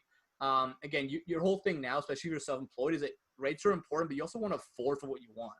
You want to, up your affordability. So again, like I work with a lot of self-employed people. I work with a lot of B lenders who can be really flexible on rental income and your ratios, right? And that's super important to do as well. And you get a bit more strategy behind it. Time as well. People are pretty busy, right? If you have to apply to different lenders, they'll ask for the same documents. You have to kind of like manage all the applications. With a mortgage broker, you send it to them once and then they broker it for you. So you're good. And yeah, it's a, you know, I mean, again, generally an unbiased opinion because, you know, the lenders pay us, by the way. Just like, you know, a buyer's agent with a realtor, the lenders pay us. The only exception is if you are doing private or sometimes B lending, those lenders don't pay us. So that's where we'll tell you up front, listen, if we're doing B or private, here's going to be our fee. Usually it's about 1%, 0.5% to 1% of the mortgage. So it could be, you know, anywhere from $1,000 to, you know, $4,000. And remember, the lenders will also charge you 1% as well, generally speaking, mainly on the private side. So yeah, again, it's more costly to do B or private, but sometimes you either don't have a choice or it makes financial sense based off your opportunity cost of paying rent for a year and having a property you really want that's perhaps undervalued, appreciate over the year. And yeah, the biggest thing is hopefully you've seen today is just communication, right? Is you have someone you can text at whatever time of night, within reason, of course, that yeah, is going to be on DMing you or WhatsApping you, and just, especially the first time home buyer, you want to ask questions. Banks, in my opinion, aren't the best at explaining, nor do they have a call me anytime or text me anytime line. So like use that. It's about service and just thinking about strategy. And remember, they're fairly biased. Like they only have a couple products. They're like, yeah, you're a great fit for this product because, you know, because whatever. With us, it's like, well, here's 49 other products. Let's see which one makes more sense for you, right? And yeah, I talked about sort of, yeah, you know, you don't have to pay us unless it's a private lender. And yeah, again, for banks, again, they're stricter, have only a couple products. Again, like the rep gets paid no matter what, right? And no matter whether they, you know, help you or they don't help you, they're on salary. We're on usually pure commission, so we need to make sure you're serviced properly. And yeah, that's kind of it, really, for banks versus mortgage brokers. You know, again, it's up to you, but get informed, and then again, use a broker at the very least to consider to see what the bank rates are versus the other lenders that, again, don't have retail locations. So that's it. We've got a couple minutes for questions. Take it away, Chin. Great. No, thanks for sharing so much useful information. I think for a lot of first-time home buyers, the biggest challenges that we have is we don't know what questions to ask because we don't even know what to consider. Right. So thanks for exposing all of that. So maybe I will go through some of the questions in the chat first, just to make sure we answer those. But quick reminder for everyone, the session is recorded in case you didn't see my message in the chat. I will send the recording and same with the slides as well. And I'll send both Paul and Tim's email addresses out to everyone as well in case you have more questions. So quickly, one of the questions that Tim was asking, Tim Cole, he was asking a bit about, and I want to just make sure that I answer it correctly. If real estate agents are paid by the transaction, then how are they incentivized to represent the buyer? Because buyer agents, they still want to make sure that you actually buy a property and close the sale. So Tim, any comments on that? Well, let's put it this way. I can't speak on behalf of all the buying agents, but for myself, we don't look at a commission as the reason why we need to get the sales done. We look at what you want, where you want to live, and why you want to live there. So if we're able to find a property for you and you're happy with, then we'll close that deal, right? I think that pretty much summarizes. I don't look at commission as an incentive to say, Chin, you're gonna buy this. So I think this developer is gonna give me $10,000 bonus commission. So I don't do that. So yeah, to me, it's just the way I work. I can't speak on behalf of all the other realtors out there, but that's how I work. My comment then, maybe Tim, you can clarify if I'm on the spot or not, is that usually buyer agents, they represent the buyer, and usually Correct. buyers have a fixed budget range. So let's say, for example, when I was shopping for my property, I told you my budget was anywhere around 600K to about 700K. So Yes. typically the commission that you get is going to be more or less the same regardless of who I buy from. So that's No. usually, is Not that the really. case? Not really? No, Oh. not really. Every developer is different. If you go pre-owned properties, don't talk about pre-sales. Talk about pre-sales, every developer is different. Okay. When it comes to pre-owned, most of them have some kind, I can't use the word standard, but you see the same numbers, but some is lower, some is higher. Okay. So there's no standard commission. Okay. Okay, no, Good to know. Yeah. Michelle, you had a question. Sorry, I'm just scrolling to look for it. Maybe do you want to quickly? Actually, no, I found it. So, what if you have a credit card that you don't use? Would it be a bad idea to cancel? How would it affect your credit score? Would more Paul to answer that? Yeah. So I think I covered the if you have a credit card you don't use, and I mean, I would say try not to cancel because it does affect your credit score, especially if you've actually used the credit card before. Remember, it's like a resume of you, having access to lots of, credit card capital, and you've used it responsibly. They want to see that. So I would say just try not to close them if you can. If you do it, it's not going to be, and if you barely use it may not be that much. But look, put it this way: if you're close to getting a mortgage within 6 months, just leave it. If you're maybe a year out, do it now. I know it's a bit of admin work, but close to date, try not to. I know it does sound a bit strange, but that's just how they do it. Michelle, sorry. Does that help? Yes. So I was just checking Borrowwell too. Yeah. And How'd you do? yeah, you know what? Like I used it like a few years back. So it was just strange because I went on and like I can't like I have a 0 score now. So I was wondering if you might have insight on like why that might be the case. Oh yeah, there must be something that's off. Or I don't know, if you're new to Canada or you've lived somewhere else, then maybe you don't have any current like a current Canadian credit score, so you've got to build up your credit. And we can talk about that offline. But yeah, that's strange that it would give you that. I mean, it should if you've lived here for a while and taken out a credit card before. I'm guessing, right? Yeah, I mean, the only move I made was like BC to Ontario, unless that makes a difference. No, it's national. It's national. Okay. Yeah, so I'm not sure, but we should talk offline about that. I actually have an office in Ontario. I'm there pretty often, so yeah, that's cool. Okay. But yeah, don't worry about it. I mean, and I can do a more official one for you later if you want with Equifax. That's the one that really counts. But usually Borrowwell will give you plus minus 30 points off what you actually have. It's a good guesstimate. There's also Credit Karma you can check if Borrowwell's giving you some tech issues. I think it's free as well. Awesome. Thank you. Yeah, you bet. Michelle had another question about property transfer taxes as well. Like, how does that work out for pre-development properties? Do you actually pay that up front, get a credit, or do you just not have to pay for it? Oh, I already answered that to Michelle. Okay. I just responded to her. Oh yeah, Tim, you mentioned to ask my mortgage broker, right? Yeah, just to make sure that a lot of times the GST or the transfer tax is just going to be all embedded into your mortgage payments. Yeah, and just for the transfer tax, remember that's kind of like Tim had he showed the sliding scale, right? It was what is a percent of the first 200,000, and then you've got the the remainder up to 2 million. Anyways, there's a scale. It's usually between 9 and 12 grand if you're buying a regular condo in BC, and yeah, like with that, there's some exemptions and subsidies on that, but again, it's pretty weak if the property's over $500,000. So yeah, that's part of the closing cost that the lender's going to want to make sure you have in your bank. But yeah, I can run some math for you if you like, but it's generally about 9 to 12K. Okay. So it's not cheap. I want to make sure that we answer questions from the floor first before I go to other questions. Anyone else want to come off mute or type out the questions? Oh, this is Helen. So first of all, thanks everyone's great presentation, and I'm a big believer in funding specialist.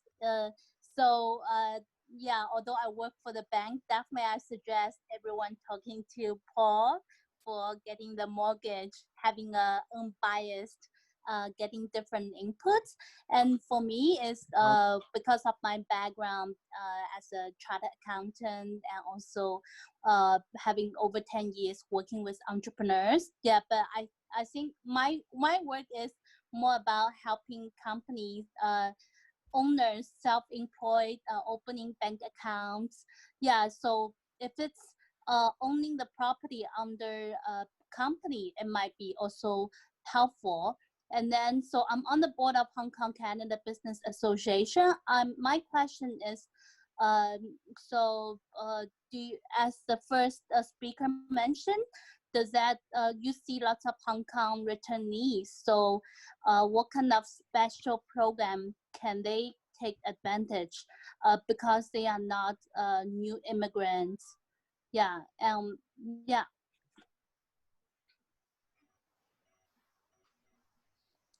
Tim.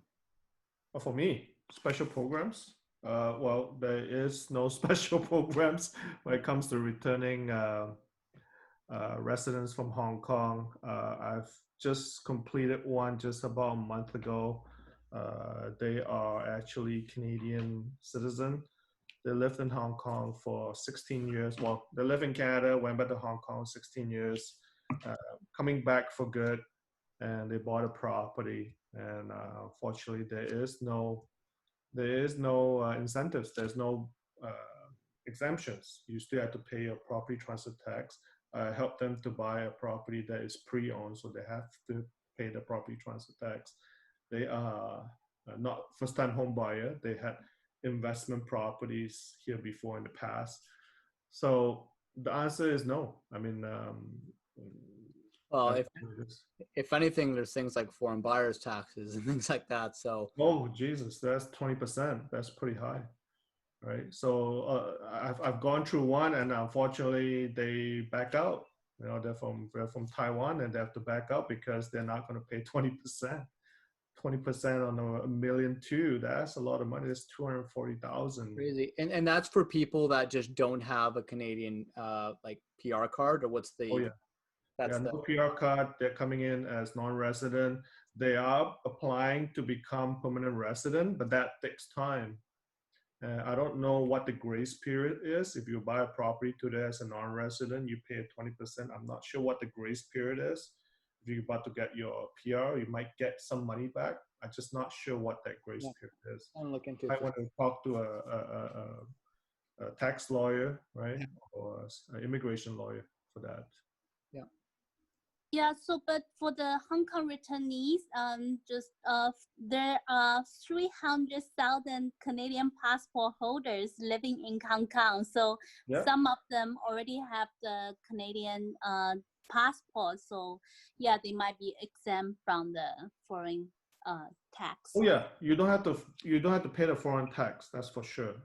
I mean, the foreign tax is not an incentive. It's actually not a good thing, but it's there for a reason. So, but you know, for example, don't talk about Hong Kong. Anywhere outside Canada, if you're a citizen of Canada, you're coming back to Canada from you reside in some other country, and you don't have any employment income here for the last 12 months.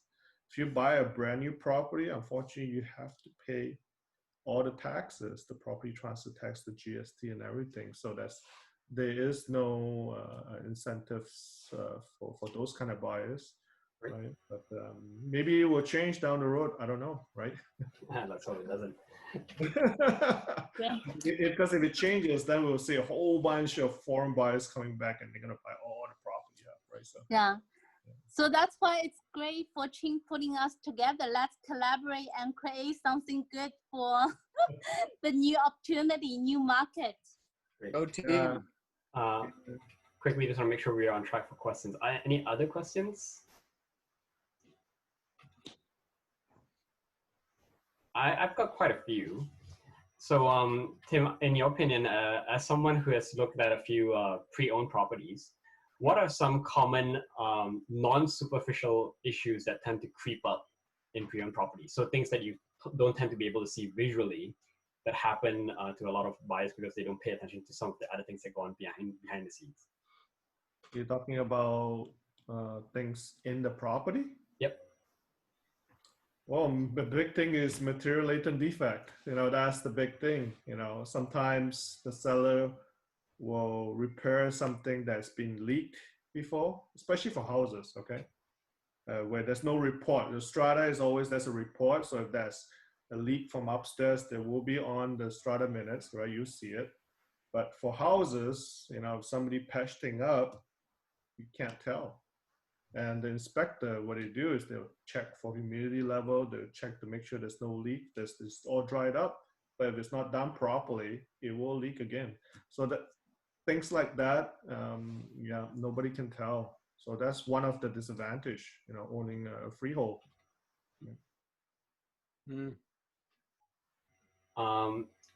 Maybe a question on the pre-sale side. So you briefly touched on how it works if you're buying a new pre-sale. What about, because I'm also going through this myself, so how do assignments work?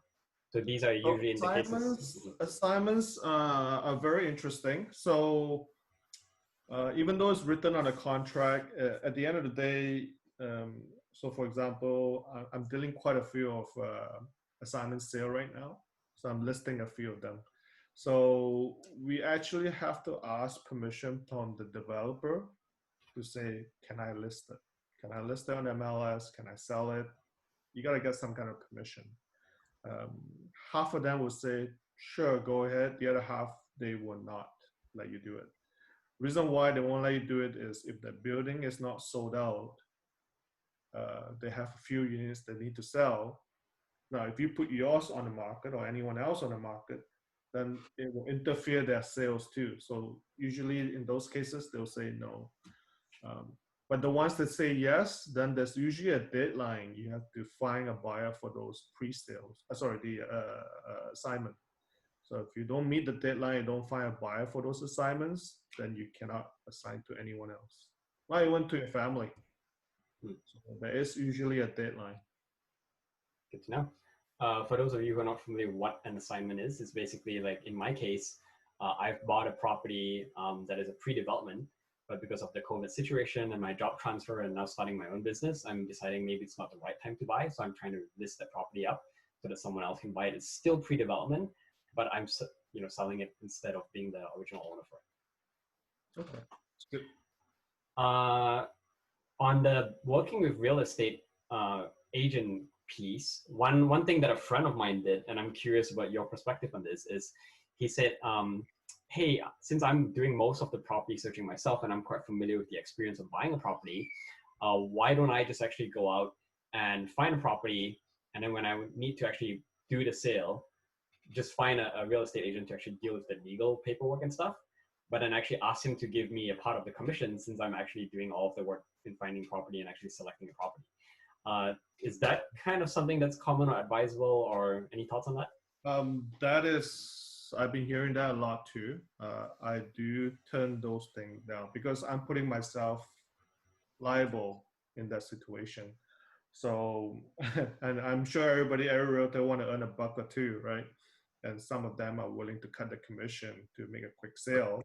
But let's say if you see this condo and you did all the work and you just want, Tim, I just want you to write the contract. I want you to give up 50% of the commission. A lot of times I wouldn't deal with it because there's just too much liability. Because any transaction that I'm involved and I sign my name on it, I could be liable for anything. Let's say it could be a strata that is, I don't know, it could be leaky. You knew about it. I just didn't know about it. I just signed the paperwork, just being a real estate agent, give you a 50% discount. Then I'm putting myself liable. So I could be potentially sued maybe by you or through another agent, right? Because I'm not disclosing that. But my excuse, I can say, oh, I don't know about this. I'm just signing it to just do a quick deal. No, that's not a good excuse. So I won't do it, but I've heard some agents do it. Yeah. Maybe a question for Tim. So in the world of not only real estate, but also in life insurance, so one feedback that I heard from one insurance agent that I work with is mortgage insurance is typically going to protect the lender, not protect you as the borrower. Mm-hmm. So you typically want to try to avoid it unless you really have to do it because you can't come down with the 20% down payment. And he was recommending that instead of getting mortgage insurance, to actually get critical illness insurance instead, because if anything does happen and you are not in a position where you can actually pay off your mortgage, then critical illness insurance will actually be a bit more flexible. You can use it for your mortgage, but you can also use it for other things as well. What are your thoughts on that? So I think you might be confused between mortgage insurance and the CHMC. If you don't have 20% down, it's two totally different things. All right. So what you're saying right it's- now is that if you get a loan of, let's say, 500,000, you just want to make sure, God forbid, something happens to you, your family will be covered. All right, that 500,000, and a lot of I wouldn't say mortgage broker, but a lot of specialists in the bank, they will try to sell you the mortgage insurance. Uh, Knowing that I used to be an insurance agent myself in the past, because in the financial planning world, with a big bank, I don't recommend buying mortgage insurance. I would actually recommend you to get, let's say, short-term insurance. So if you have a 20-year mortgage, why don't you just get a 10-year fixed term insurance and a renewable next 10 years? Then you know your rates. And it's usually quite low, a bit lower than a mortgage insurance, because as you pay off your mortgage, mortgage insurance only covers your mortgage amount. Well, life insurance, if you buy a $500,000 life insurance, that stays. So as you pay off your mortgage, so God forbid something happens to you, and you get paid, your family get paid, but your mortgage is only $200,000 left. Now your family has $300,000 surplus instead of just mortgage insurance where they pay off that 200,000. So me personally, I can't really recommend, because I'm not an insurance agent anymore. It's been a long time gone, but I personally would recommend to buy just regular life insurance. Paul, any other comments? I mean, yeah, I think some of the there's a couple arguments to that. Yeah. Like you can obviously do that. I mean, on the other end, I mean, yes, like we're asked to we have to legally ask the borrower, like, do you want MMP insurance, for example? Some people have it partially covered at work, so find out if you have it covered at work. I mean, look, your premium might be $15 a month if you're in good condition. So I'd say, look into it. And then also, I think a couple of the insurers will give you a 60-day, guarantee, or your money back, or they may not even charge you. And you might as well take that, just because sometimes people will get injured between when they close their mortgage or when they, of course, remove subjects and when they actually move into their place. And that's super unfortunate. So I would say, I don't know, if you want to go through a bit of the work of just registering and then canceling if you need to, fine. I think in general, if the premium's not too high, I think it's best to be on the side of caution. But again, if an actual insurance advisor, they may have a different strategy for that, and that's beyond my scope. One way or the other, you need one or the other. Yeah. You need some kind of insurance. I totally agree with Paul.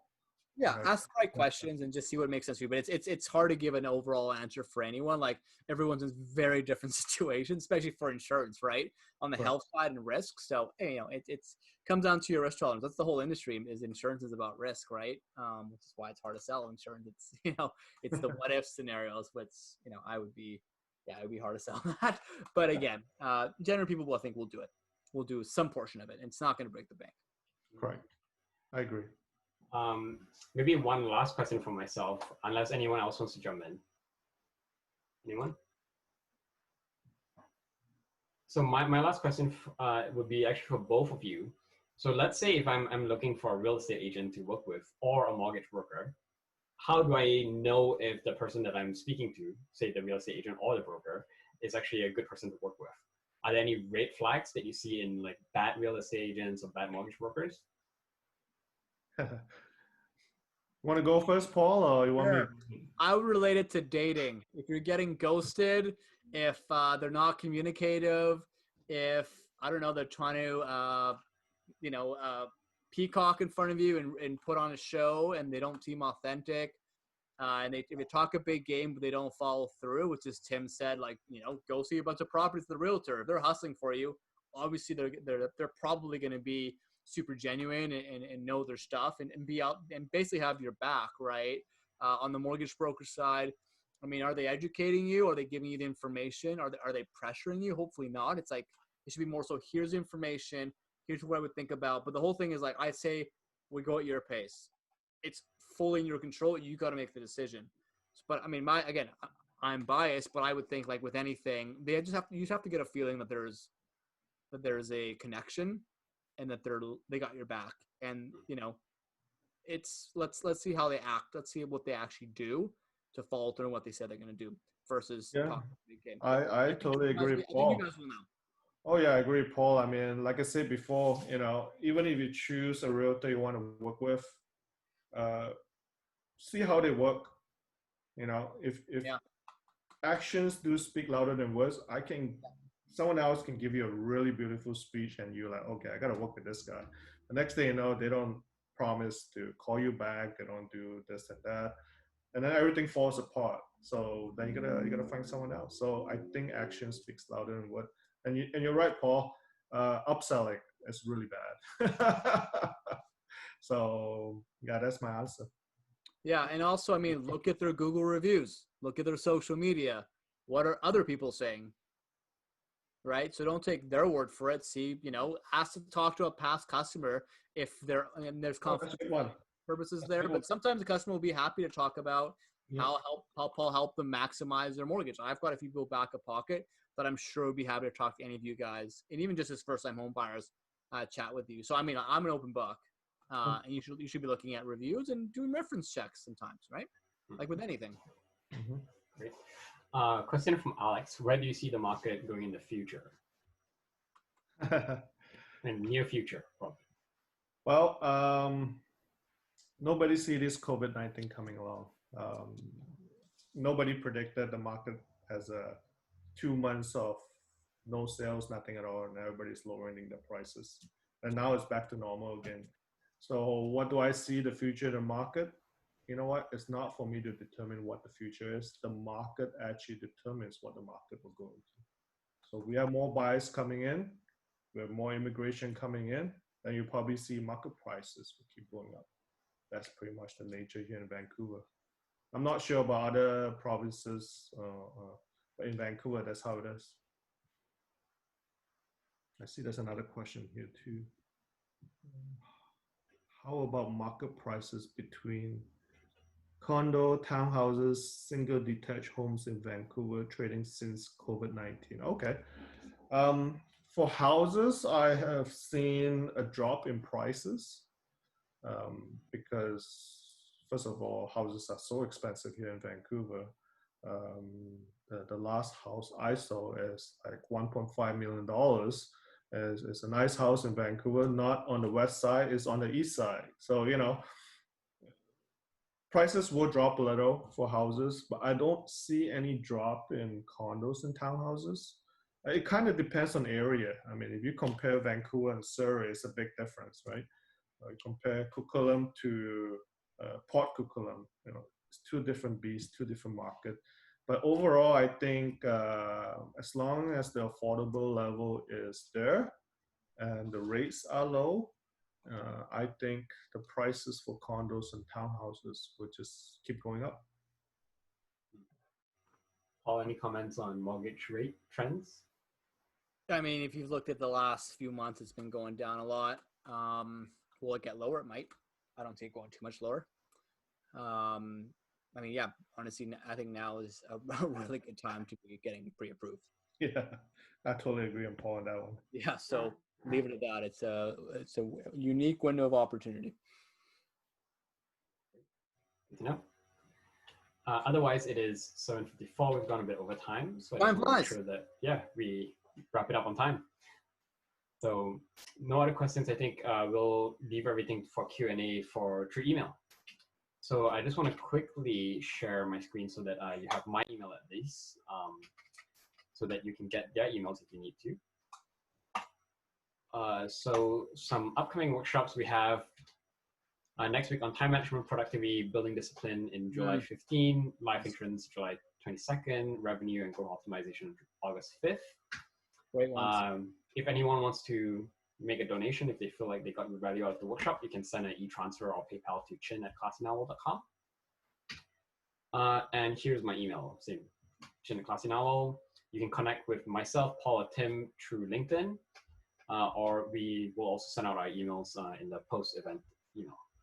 Mm-hmm.